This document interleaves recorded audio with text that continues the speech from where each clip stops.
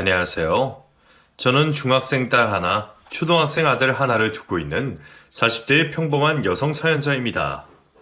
몇 년 사이 집안에 일이 많았던 탓에 저도 이제서야 겨우 한숨을 돌리게 되었네요. 친정엄마가 아프셨던 탓에 제가 몇 년간 엄마 간병을 하다 보니 저는 코로나가 어떻게 지나갔는지 세상이 어떻게 변했는지도 잘 몰랐습니다. 하지만 그랬던 저도 결국 엄마를 요양원에 모시게 되었네요. 그 일을 생각하면 제가 불효녀가 된 것 같아 여전히 자책이 되지만 같이 고생한 가족들을 위해서라면 그런 결정을 내릴 수밖에 없었습니다. 간병하는 저도 고생이었지만 제가 엄마를 챙긴다고 직장까지 그만둔 바람에 남편이고 아이들이고 아내와 엄마 없는 몇 년을 보내야 했거든요. 그래서 저는 지금 엄마에게만큼이나 아이들과 남편에게 미안한 마음이 큽니다. 그 중에서도 저희 남편에게 미안하고 고마움이 많죠. 남편은 심지어 저와 저희 엄마 때문에 자기 친어머니와도 인연을 끊어버렸으니까요. 물론 말도 안 되는 일을 벌인 시어머니 탓이겠지만 그래도 저를 위해 쉽지 않은 결정을 내린 남편에게 참 고맙습니다. 그래서 오늘 제가 그 사연을 직접 보내려고 해요. 사실 결혼 전 저는 결혼 생각이 별로 없는 사람이었어요. 제가 어렸을 적에 아버지가 일찍 돌아가셔서 저희 식구는 엄마와 저 둘뿐이었거든요. 저희 모녀는 서로가 전부인데 평생 고생하시면서 혼자 저를 기르셨을 엄마를 생각하면 제가 그런 엄마를 두고 혼자 결혼을 할 수가 없었어요. 물론 엄마는 하나뿐인 자식이 일찍 결혼을 해서 행복한 가정을 꾸리기를 바라셨지만 딸의 입장에서는 엄마를 혼자 쓸쓸하게 만들고 싶지 않았습니다. 그래서 저는 오랫동안 엄마와 함께 살 생각에 결혼 생각이 없었고 아마 남편 같은 사람을 만나지 않았더라면 끝까지 결혼을 안 했을지도 모르겠네요. 제가 결혼에 대한 마음을 돌렸을 만큼 남편은 저희 엄마에게 무척 잘했습니다.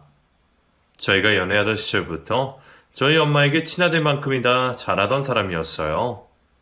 어쩔 때는 내가 딸인지 남편이 아들인지 사람들이 헷갈려 할 정도로 저희 엄마를 잘 챙기고 살갑게 굴던 사람이었죠. 처음부터 사람이 착한 것은 알고 만나기 시작했지만 저희 엄마에게까지도 그렇게 하는 모습에 저는 당연히 마음이 흔들릴 수밖에 없었습니다. 그런 사람이라면 결혼을 하고서도 저희 엄마가 외로울 일은 없을 것 같았고 엄마 역시 사위 욕심에 자꾸 결혼을 재촉하셨어요. 남편이 착해서 저희 엄마에게 잘했던 것도 있지만 사실 남편에게는 그럴 만한 사연이 있었습니다. 일찍이 부모님이 이혼을 하시면서 할머니 손에서 자랐던 남편은 어머니 정을 모르고 산 사람이었어요. 오히려 두 분이 살아계셨던 게 나한테는 상처였어. 차라리 처음부터 고아였더라면 그렇게까지 속상하진 않았을 텐데. 부모님 두 분이 멀쩡히 살아계시는데도 두 분 다 나한테 관심 한 번 안 두셨거든. 이혼하시고는 두 분 다 나를 한 번도 찾아오지 않으셨어. 그렇게 연락 없이 지내던 어머니와 다시 연락이 닿았던 것은 아버지의 장례식 날이었습니다. 고등학교 시절 할머니가 돌아가신 뒤로 쭉 혼자 지내던 남편은 몇 년 뒤 아버지의 부고 소식을 듣게 되었습니다. 그동안 연락도 안 하고 지냈던 아버지였기에 아버지의 죽음이 별로 슬프진 않았지만 그래도 아버지라는 존재가 없어졌다는 건 꽤 충격이었던 모양이에요. 고아라고 할 수도 없는데 고아보다 못한 사정에 그 속이 말이 아니었을 겁니다. 그런데 그때 얼굴도 가물가물한 친어머니가 찾아오셨던 거죠. 하지만 그렇다고 해서 남편에게 갑자기 식구가 생겼던 것은 아니었습니다. 남편이나 어머니나 서로를 구제할 수 있는 형편이 아니었던 탓에 연락처만 나누고 다시 헤어져야 했으니까요. 십수년 만에 전 남편의 장례식장에서 아들을 다시 만난 어머니는 그 후로 남편에게 가끔씩 연락만 할 뿐 이전과 별로 다른 것 없는 대면대면한 사이였다네요. 남편이 가끔씩 먼저 연락을 해보기도 했지만 그때마다 어머니는 바쁘다며 별다른 반응이 없으셨고 그래서 남편은 어머니가 살아계시면서도 늘 고아인 심정으로 살아야 했습니다. 남편은 자기 어머니에게 생일날 미역국 한번 받아본 적도 없었고, 그래서 늘 어머니 정을 고달파했습니다. 저희 엄마는 그런 남편이 안타깝다며 챙기셨고, 남편 역시 아들처럼 자신을 챙기는 저희 엄마에게 무척 고마워하곤 했었죠. 그렇게 어머니와 연락도 없이 지내던 남편이 다시 어머니와 만나게 된 것은 저희의 결혼 때문이었습니다. 결혼식에 오실 거라는 기대를 하지 않으면서도 예의상 보냈던 연락에 어머니가 답을 하셨거든요. 고아도 아닌데 혼수속 비워놓고 결혼을 치를 뻔했던 남편이 내심 불쌍했던 저는 그렇게라도 연락을 주신 시어머니가 감사하기만 했습니다. 하지만 그때부터 뭔가 잘못된 게 아닌가 싶네요. 당시 지방에서 일을 하며 아들과 교류 없이 지내시던 시어머니는 저희의 결혼 이후로 부쩍 자주 연락을 하시면서 이런저런 도움을 받으셨어요. 병원비가 없다, 생활비가 없다며 돈도 빌려가시고 가끔씩이라도 와서 자고 가라는 말에 지방까지 몇 시간이 걸려 내려가기도 했었습니다. 그렇게 내려가서는 시어머니 대신 일을 하곤 했었죠. 그래도 그때까지는 별탈 없이 지냈었는데 언젠가부터 시어머니가 갑자기 저희가 사는 곳으로 오고 싶어 하시는 겁니다. 오신다고 해서 지내실 곳도 마땅히 없으시고 그동안 지방에만 계시느라 이곳에는 연고도 없으신 분이 말이죠. 보통 나이가 들어가면 익숙한 걸 좋아하신다는데 친구들 다 두고 굳이 이사를 하고 싶어 하시는 게 의아였어요. 하지만 결국 저희는 시어머니의 끈질긴 요청을 들어드릴 수밖에 없었습니다. 그때는 저희도 있는 돈 없는 돈 끌어서 신혼집 구하고 결혼하느라 돈 한 푼 없던 상황이었는데 남편이 어머니가 지내실 곳을 구하느라 빚까지 만들어야 했어요. 시어머니도 그런 저희의 사정을 뻔히 아셨지만 아무렇지 않아 하며 집을 얻어주시기를 바라시더라고요. 그래도 니들이 이 정도는 해줘야지. 나이 들수록 기댈 곳은 자식뿐이라는데 나 혼자 외딴 곳에 있으면 뭘 하니? 그리고 내가 가까이서 지내야 너희 살림도 챙겨주고 나중에 손주들도 봐주지. 안 그러냐? 그러니까 지금 돈 쓴다고 아쉬워하지 말고 다 투자라고 생각해. 이제라도 효도 좀 해야지. 하지만 그런 시어머니의 말씀과 달리 시어머니는 저희를 제대로 도와주신 적이 별로 없으셨습니다. 제가 임신했을 때도 배부른 며느리에게 당신 드시고 싶다고 한 여름에 심부름을 시키시던 분이었으니 제가 임신을 하고 출산을 했다고 한들 저를 챙기실 분은 아니셨겠죠. 저는 그래도 내심 기대를 했었는데 정말 단 한 번도 도와주지 않으시더라고요.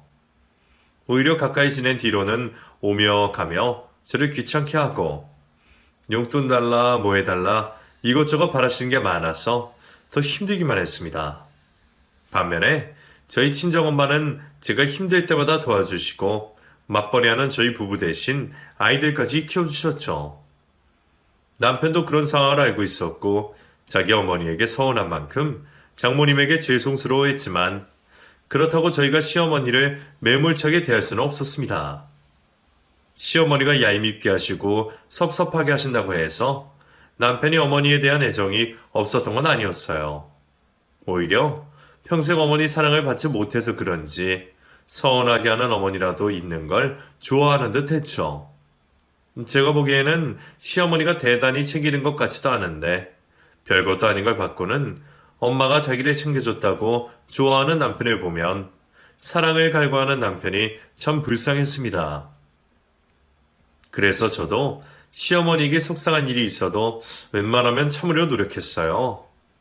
차라리 내가 직접 시어머니와 싸우더라도 남편에게는 굳이 말을 전하거나 섭섭한 소리를 하고 싶지 않았습니다.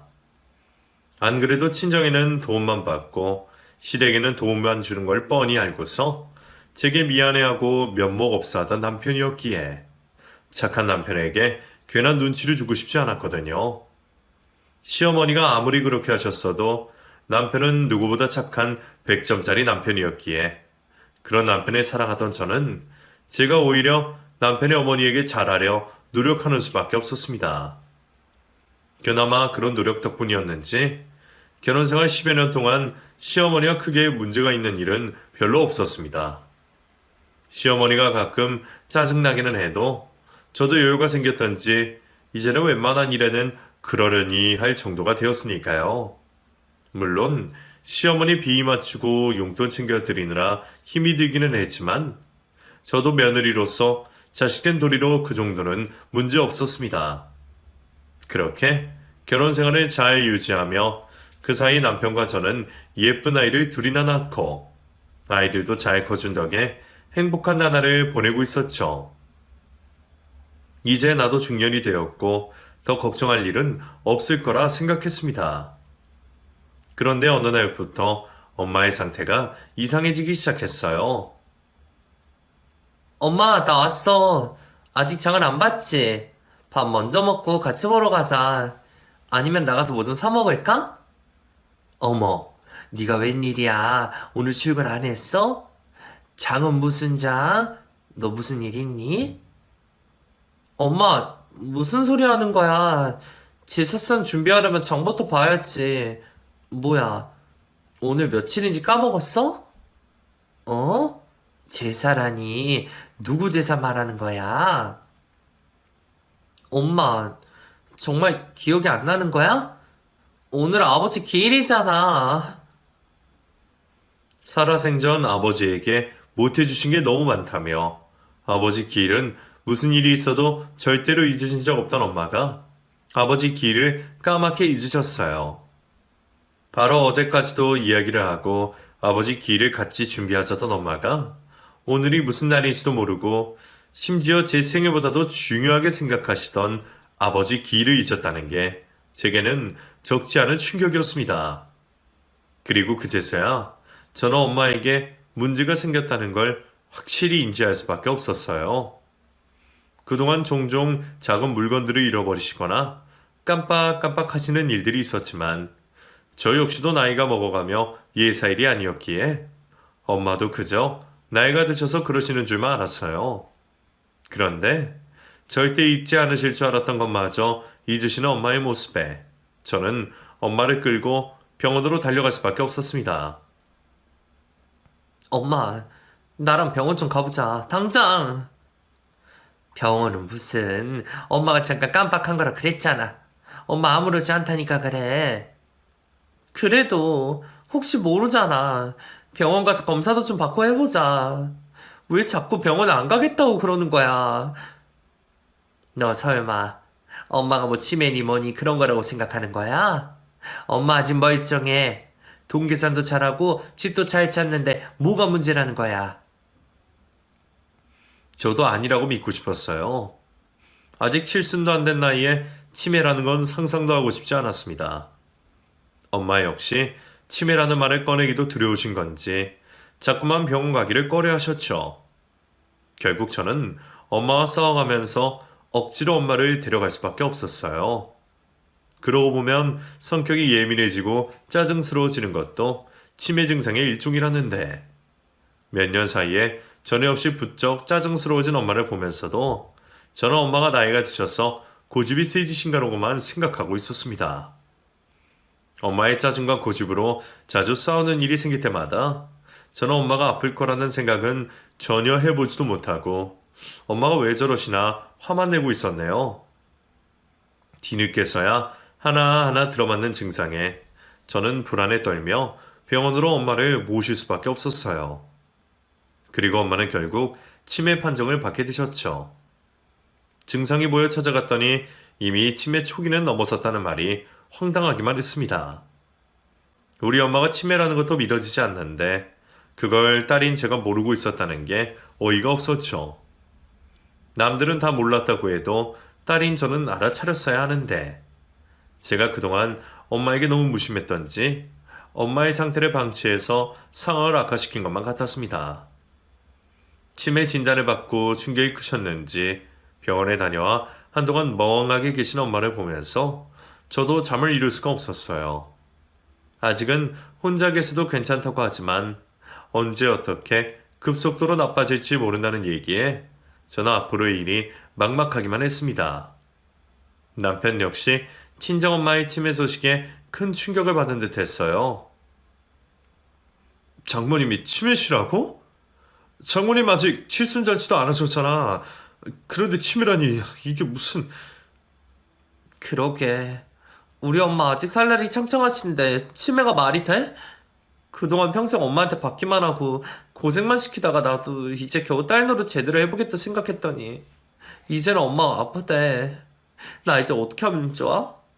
우리 엄마 어쩌면 좋아? 그날 남편과 둘이서 얼마나 울었는지. 엄마 앞에서는 차마 표현할 수 없던 슬픈 감정을 남편 앞에서만 털어놓을 수가 있었습니다. 그렇게 치매 진단을 받고서도 한동안은 남편과 제가 번갈아 가면서 엄마의 상태를 살피고 있었어요. 마음 같아서는 당장 짐을 싸서 친정으로 들어가 엄마를 챙겨드리고 싶었지만 자신을 치매 환자 취급하지 말라며 저희의 과보호를 싫어하시는 엄마 때문에 한 발짝 떨어져서 엄마를 지켜볼 수밖에 없었거든요. 그래도 약을 잘 챙겨 먹으면 조금은 진행을 늦춘다는 얘기에 한 번도 빼놓지 않고 약을 챙겨드렸고, 혹시나 하는 생각에 제가 할 수 있는 일들은 최대한 신경 쓰려 했습니다. 치매에 좋다는 견과류나 음식들을 챙겨드리고 휴일마다 엄마와 낱말 퍼즐들을 하며 시간을 보냈죠. 하지만 치매라는 병이 그래서 무서운 건지 이미 발병된 이상 더 좋아지는 일은 결코 없었습니다. 게다가 저희 엄마의 경우에는 상황이 나빠서 아직 많지 않은 나이인데도 진행 속도가 빨랐던 탓에 더 희망이 보이지 않았어요. 병원에서도 크게 호전되는 건 기대하지 말라는 얘기에 좌절할 수밖에 없었고, 엄마가 하루하루 옛 기억을 잊으실 때마다 저는 서글퍼지는 속을 도저히 숨길 수가 없었어요. 저라도 담담하게 지내야 버틸 수 있을 거라 생각했는데도 엄마만 떠올리면 갑자기 눈물이 쏟아지는 걸 도저히 견딜 수가 없겠더라고요. 평생 나 때문에 희생하고 고생만 했던 우리 엄마에게 내가 이제 겨우 해드릴 게 있다 싶었는데 그런 몹쓸 병에 걸린 엄마가 너무 가엾기만 했죠. 결국 점점 심해지는 병세에 저는 더 이상 엄마를 혼자 둘 수가 없었습니다. 저도 사정만 좋았더라면 진작 일을 그만두고 엄마를 챙기고 싶었지만 저희도 자식 키우며 근근히 먹고 사는 와중에 그런 결정이 쉽지는 않았습니다. 마음이야 엄마가 조금이라도 더 기억이 있으실 때 모시고 다니면서 좋은 추억도 만들고 하고 싶었지만 그것도 다 돈이 있고 여력이 있어야 하는 거지. 일을 그만두고 엄마만 챙기기에는 저도 형편이 여의치는 않았어요. 앞으로 아픈 엄마 뒷바라지에 얼마가 더 들어갈지도 모르는데 남편 혼자 벌어서는 생활이 힘들어질 게 뻔했으니까요. 그래서 차마 결단을 내리지 못하고 마음고생만 하고 있었습니다. 하지만 얼마 뒤 저는 결국 남편의 권유로 일을 그만두게 되었습니다. 남편 역시 제가 엄마를 제대로 챙기지 못해서 자책하는 걸 잘 알고 있었고 얼마나 남았을지 모를 엄마와의 시간들을 안타깝게 생각하고 있었어요. 그래서 저만큼이나 저희 엄마를 걱정하고 챙기던 남편은 일을 그만두고 엄마 곁을 지키고 싶다는 저의 결정을 누구보다 지지해 주었습니다. 간병하는 거 쉬운 일 아닌 것도 알고 특히 치매 환자 챙기는 거 마음고생 몸고생 심한 거 모르지 않지만 당신이 하고 싶으면 직접 하는 게 좋지 않겠어? 당신도 장모님 다른 사람 손에 맡기는 거 꺼려했잖아. 그래도 내가 일을 그만두면 우리 가족은 어떻게 해? 아직 갚아야 할 빚도 많고 우리 애들 한창 자랄 나이인데. 돈이야 어떻게든 벌면 되는 거고 빚이야 당장 무리해서 갚을 필요도 없잖아. 그렇다고 우리가 그 돈 없다고 당장 길바닥에 나는 것도 아니고 아낄 거 하면 어떻게든 답이 있겠지. 애들도 그 정도는 충분히 이해할 거야. 엄마를 안타까워하면서도 저도 자식이 있고 가정이 있다 보니 제 가족들 생각을 안 할 수가 없었습니다. 맞벌이에서 외벌이가 되면 애들 학원 하나 보내는 것도 부담이고 외식 한번 제대로 할 수가 없을 테니 말이에요. 그래서 저도 제 스스로도 함부로 얘기를 꺼내지 못했었던 거였죠. 게다가 돈만 문제가 아니었어요. 집안 살림이며 아이들 돌보는 일까지 저의 빈자리는 클 수밖에 없었습니다. 그래서 제가 없으면 남편의 부담이 더 커질 텐데도 그렇게 말해주는 남편이 참 대단하다 싶었어요. 다른 무엇보다 저희 엄마를 생각해주는 남편에게 감동과 고마움을 느낄 수밖에 없었죠. 그렇게 저는 남편의 덕에 일을 그만두고 엄마를 돌볼 수 있게 되었습니다. 나라에서 지원받는 요양보호사분의 도움을 받을 수 있었던 덕분에 그나마 집을 왔다 갔다 하며 아이들도 챙기고 식구들 식사 준비도 할 수 있었어요. 남편은 너무 걱정하지 말라고 말해주었지만 괜히 가족들에게 미안한 마음에 그래도 식구들 먹는 것 정도는 제 손으로 챙겨주고 싶더라고요. 그래서 시간이 날 때마다 반찬들을 해서 냉장고를 채워놓고 살림을 챙기려 애를 썼습니다. 두 집을 왔다 갔다 하며 바쁘게 지내는 게 쉬운 일은 아니었지만 제게는 든든한 가족이 있었기에 버틸 수 있었어요. 저를 도운 건 남편뿐이 아니었거든요. 마냥 어리게만 생각했던 아이들이 어느새 철이 들었던지 바쁜 엄마를 돕겠다며 야단들이었습니다. 아이들도 외할머니가 아프신 것을 알고 무척이나 속상했는데 그래서 그런지 아직 놀기만 좋아하고 철들지 않은 아이들이 엄마를 이해하고 많이 도와주려 하더라고요. 제가 없어도 큰애가 동생을 챙겨 학교 숙제를 하고 제가 빨래를 돌리고 가면 아이들이 고사리 손으로 빨래를 널어주고 그런 식으로 저희 가족들은 서로 도우면서 지내게 되었습니다. 하지만 이 와중에도 저희 시어머니는 참 비협조적이셨어요. 애초에 도움을 구할 생각도 없었고 저희 엄마 사정을 알리고 싶지도 않았지만 저희 사정이 달라지다 보니 어쩔 수 없이 그쪽에 이야기가 전해질 수밖에 없었습니다. 그렇다고 시어머니에게 마음에도 없는 위로 받을 생각도 없었지만 그래도 보통 그런 상황이라면 모르는 남의 일이라도 안타까워하기 마련 아닌가요? 그런데 저희 시어머니는 그 와중에 저희 친정엄마 때문에 당신이 피해를 봤다며 제 앞에서 불만을 토로하기 바빴습니다. 남편의 외벌이가 되면서 그동안 시어머니께 드리던 용돈이 못 드리게 되어서 그게 불만이셨던 거죠. 이럴 거면 차라리 처음부터 주지 말던가. 주다가 안 주는 것도 무슨 경우야? 니들이 그 돈 끊어버리면 나는 무슨 돈으로 살으라고? 아무리 그래도 산 사람이 중요한 거지 괜히 아픈 사람 하나 때문에 멀쩡한 사람들만 고생하고 있네. 아유, 네가 니네 엄마 챙기는 사이에 내가 먼저 골로 가겠다. 어머니, 용돈 못 드리게 된 건 죄송하지만 그동안에도 어머니가 바라셔서 제가 빠듯한 사정에 챙겨드린 거잖아요. 근데 사정이 여의치 않아서 그렇게 됐다고 어떻게 그런 막말을 하세요? 저희 엄마가 아프신 게 엄마 탓인가요? 어머니도 언제 어떻게 되실지 모르는 거예요. 뭐? 너 지금 나를 두고 저주를 하는 거냐? 나도 니네 엄마처럼 치매라도 걸리라 이거야? 세상에. 이것 봐라, 이것 봐. 내가 네가 이러니까 싫은 거야. 순진한 우리 아들 꼬셔다가 고생이라는 고생은 다 시키고 지금도 자기 부모 하나 챙기겠다고 우리 아들만 잡고 있지 않아.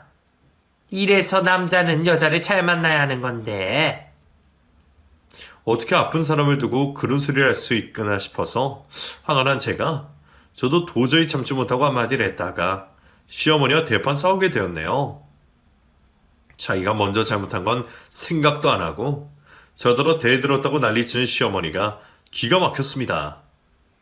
그 후로도 시어머니는 자기 용돈 끊기고 제가 바빠서 시댁에 자주 찾아가지 못한다는 이유로 제 앞에서 저희 엄마 흉을 보지 못해 안달이었어요. 처음에는 기분이 상해서 번번이 같이 싸우던 저도 어느 순간부터는 애초에 말도 안 통하는 저런 사람이랑 싸워서 어쩌겠냐 싶은 생각에 결국 말을 아끼게 되었습니다.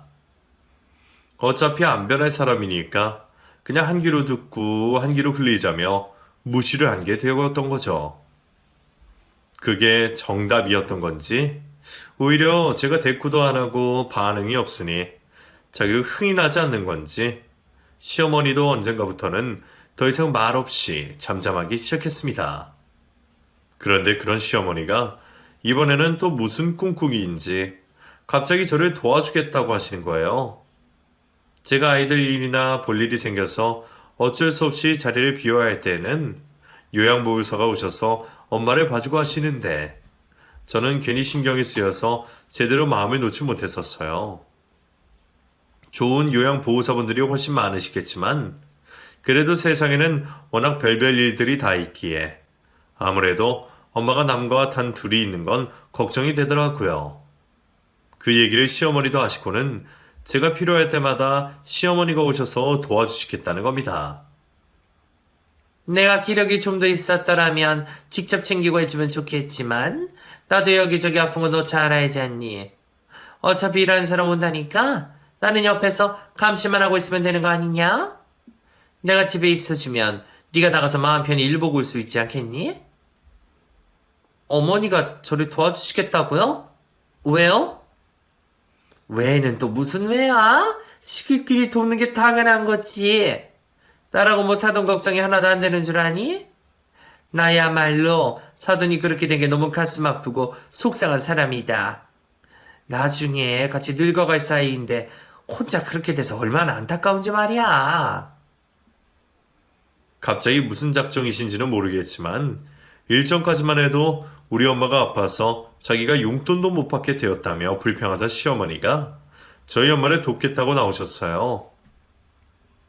갑자기 왜 이러시나 싶기는 했지만 저도 그때는 고양이 손이라도 빌려야 할 판이었기에 시어머니의 도움 역시 절실하기만 했습니다.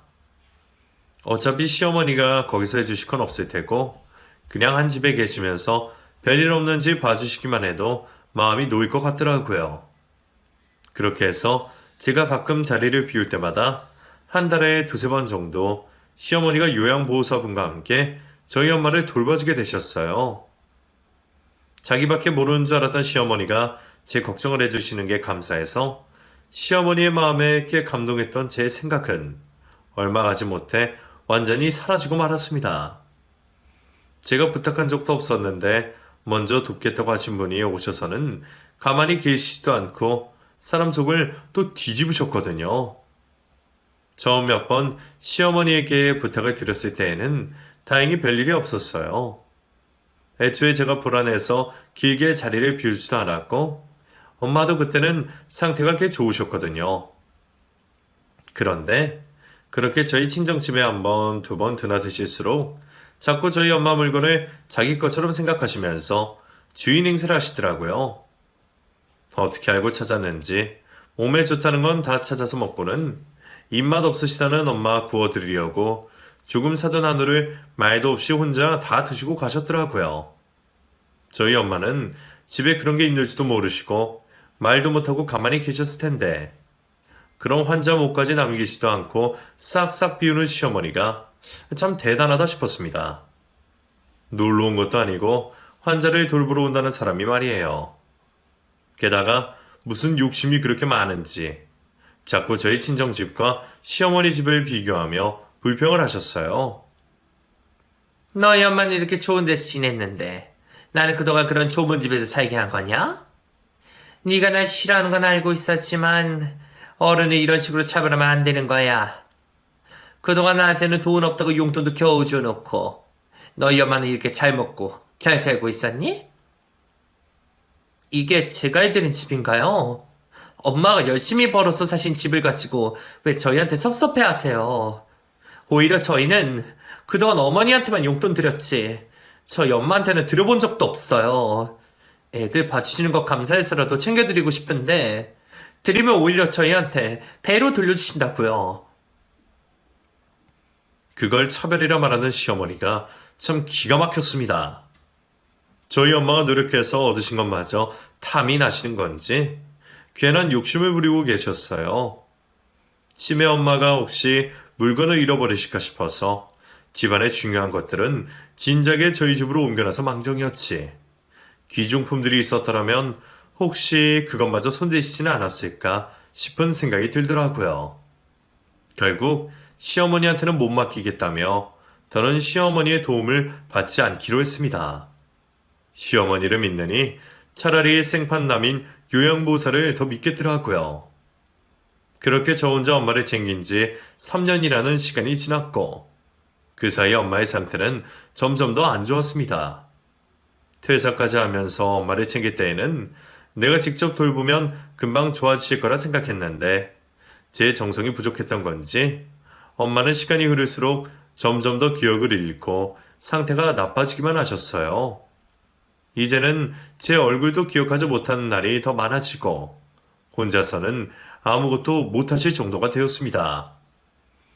더 이상 인지 능력도 없이 3살짜리 어린아이가 되어버린 엄마를 보며 제가 더 이상 해드릴 게 없는 것 같았어요.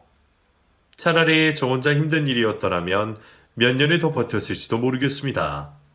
하지만 지난 3년 동안 저뿐만 아니라 가족들 역시 같이 힘들었네요. 벌써 시간이 그렇게 지났는지 그 사이 아이들은 훌쩍 자랐고 큰아이는 벌써 중학교가 되어 있었습니다.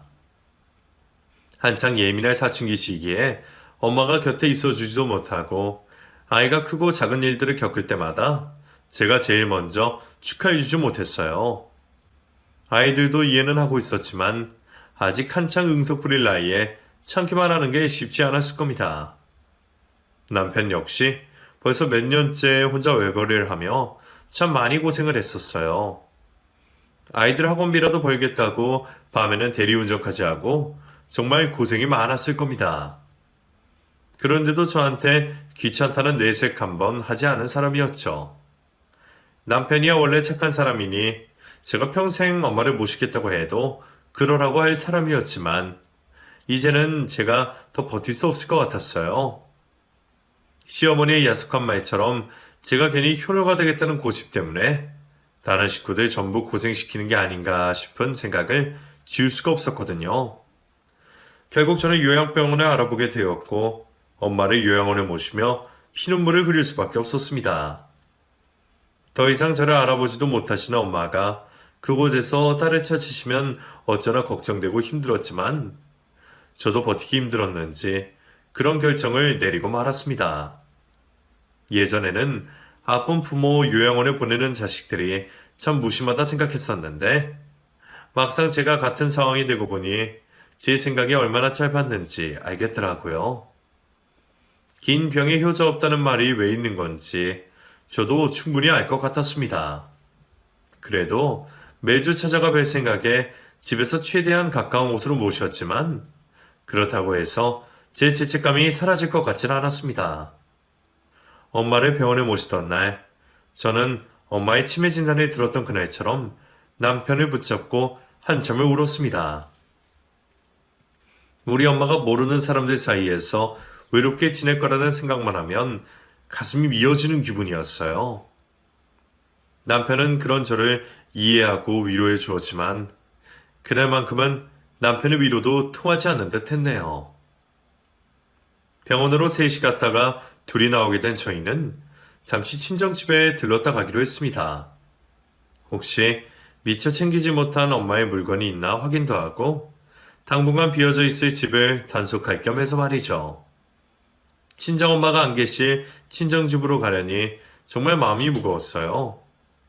아직은 살아계셔서 다행이라 생각하면서도 이제는 명절마다 찾아갈 친정집이 없어진다는 생각에 저는 괜히도 속이 상했습니다. 그렇게 무거운 마음으로 친정집으로 향했던 저는 이상하게도 친정집 앞에서 인기척이 들리는 걸 느꼈습니다. 오면서 내가 너무 감정이입을 해서 그런지 집안에서 당장이라도 엄마가 나와서 반겨주실 것처럼 소리가 들려오더라고요. 그런데 그 소리를 저만 들은 게 아니었습니다. 친정집 현관 안에서 흘러나오는 인기척에 남편 역시 놀랐거든요. 안에서 무슨 소리 들리는 것 같은데 이게 무슨 소리야? 당신 혹시 장모님 댁에 TV 켜놓고 나왔어? 아니야, 그럴 리가 있어? 분명 아까 나올 때 조용했던 거 확인했잖아. 그럴 리가 없어.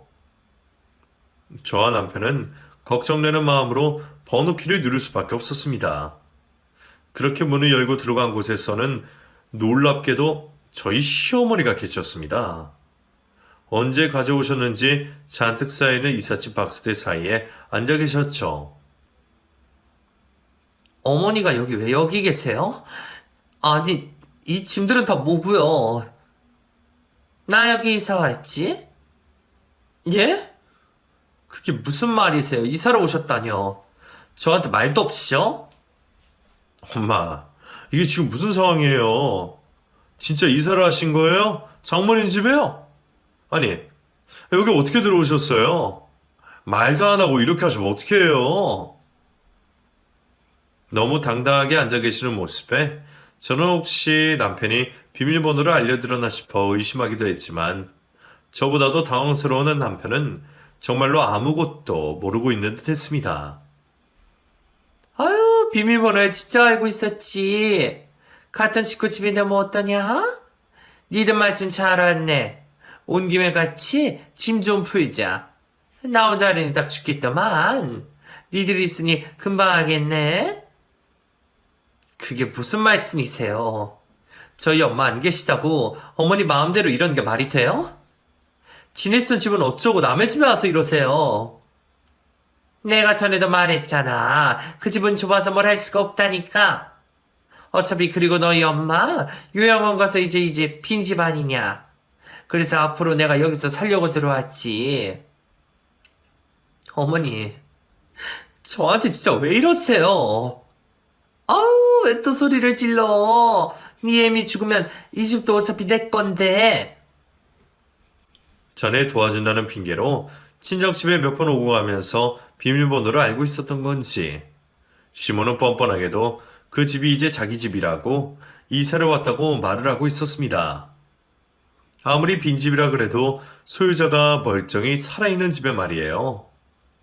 대체 무슨 생각을 하고 살면 그런 발상을 할 수 있는 건지 우리 엄마가 요양원에 들어가자마자 짐을 싸들고 이사온 시모의 행동에 저는 미칠 것 같았습니다. 너무 어이가 없으면 할 말도 없다더니 저도 무슨 얘기를 해야 할까 모르겠더라고요. 그 순간 정말 쌍욕이라도 하고 싶었지만 저는 남편을 생각해서 참을 수밖에 없었습니다. 기막힌 헛소리에 할 말을 잃은 제가 망연자실한 표정으로 시모를 바라보고 있던 그때 옆에서 듣고만 있던 남편이 갑자기 소리를 질렀습니다. 지금 그게 무슨 소리야? 아유, 깜짝이야. 아니, 너는 또 왜 소리를 지르고 그래? 네 엄마 기 안 먹었어. 기만 안 먹으면 뭐래? 정신머리가 없는데. 진짜 어디까지 해야 성이 풀릴 거야? 대체 나를 얼마나 더 비참하게 만들어 속이 시원해? 내가 그동안 자식 노릇하느라 그만큼 해줬으면 됐잖아. 그걸로도 부족했어? 그래서 죄 없는 사람들까지 괴롭히고 이런 짓을 하는 거야? 대체 왜 그래? 어차피 이 집 놀리는 거 아니냐?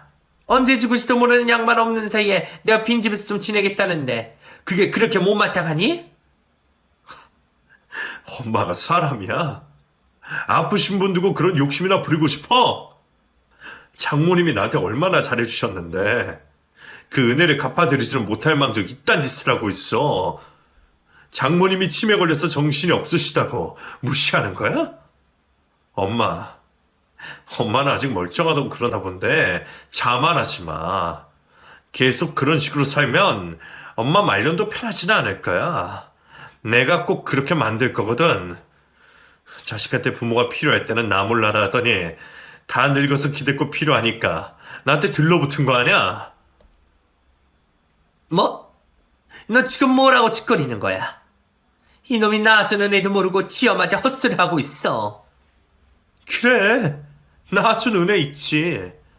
그래서 내가 그동안 그 은혜 갚겠다고 여태 참아줬던 거 아니야. 엄마 사랑 한 번도 못 받았으면서도 자식돌이 하겠다고 내 와이프 고생시키고 내 가족들 희생시키고 그러다가 결국 장모님한테도 못할 짓을 하게 됐네. 근데 그만하면 나 빚 갚고도 남는 거 아니야?